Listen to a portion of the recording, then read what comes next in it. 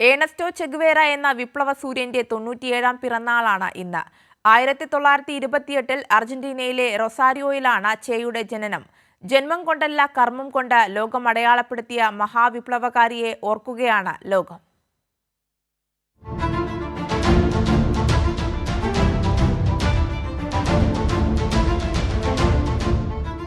യഥാർത്ഥത്തിൽ ചെഗുവേരയെ ഓർക്കുകയല്ല ലോകം, അനുഭവിക്കുകയാണ്.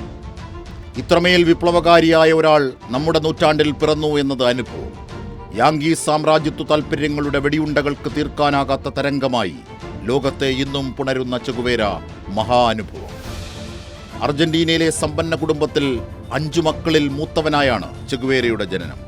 മെഡിക്കൽ ബിരുദം, ശേഷം സേവനാധിഷ്ഠിത പ്രവർത്തനങ്ങൾ, ലാറ്റിൻ അമേരിക്ക അടക്കം നീണ്ട യാത്രകൾ. മാർക്സിസ്റ്റ് ആശയം പ്രജ്ഞയെ കീഴടക്കിയതോടെ സേവനം പുതിയ ദിശകൾ കൈക്കൊണ്ടു.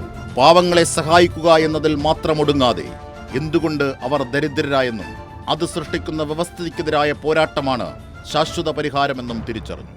സേവനത്തിന്റെ സമരമാർഗത്തിലേക്ക് മിഴി തുറന്നു. ക്യൂബൻ വിപ്ലവത്തിന്റെ വിജയത്തിനു ശേഷം ബൊളീവിയയിലേക്ക്, ഒടുവിൽ അടരാടവെ രണഭൂമിയിൽ രക്തസാക്ഷിത്വം. ലോകത്താകെ അധ്വാനിക്കുന്നവന്റെ ശബ്ദമായി പടരുന്നു ഇന്നും. മുതലാളിത്ത വ്യവസ്ഥിതി കുടികൊള്ളുന്നിടത്തും യുവതയുടെ ഗ്ലാമർ പ്രതീകം മുതൽ ചൂഷണവിരുദ്ധ പോരാട്ടങ്ങളുടെ ആവേശമായും തുടർച്ച. യാങ്കി ക്രൂരതയുടെ ബുള്ളറ്റുകൾ തറച്ച് മിഴി തുറന്ന് ഒരു വിദ്യാലയത്തിന്റെ ഒഴിഞ്ഞ മുറിയിലെ ചെഗുവേരയുടെ ചേതനയേറ്റ ശരീരം പിന്നീട് 1000 സാമ്രാജ്യത്വ വിരുദ്ധ സമരങ്ങളായി ലോകത്തിന്റെ തെരുവുകളിലാകെ പുനർജനിച്ചു.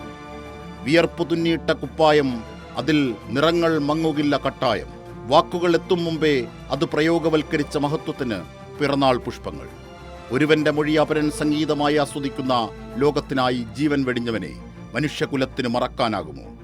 ഫ്രാൻസ് അടക്കമുള്ള സാമ്രാജ്യത്വ ശക്തികൾ നടത്തുന്ന ചൂഷണങ്ങൾക്കെതിരായ സമകാലിക ആഫ്രിക്കൻ പോരാട്ടങ്ങൾക്കും ഊർജമാകുന്നത് ചെഗുവേര തന്നെ.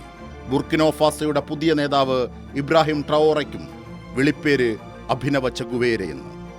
ആ ആസ്മാരോഗിയായ ഭിഷഗ്വരൻ ലോകത്തിന് പുതുശ്വാസം നൽകിക്കൊണ്ടേയിരിക്കുന്നു.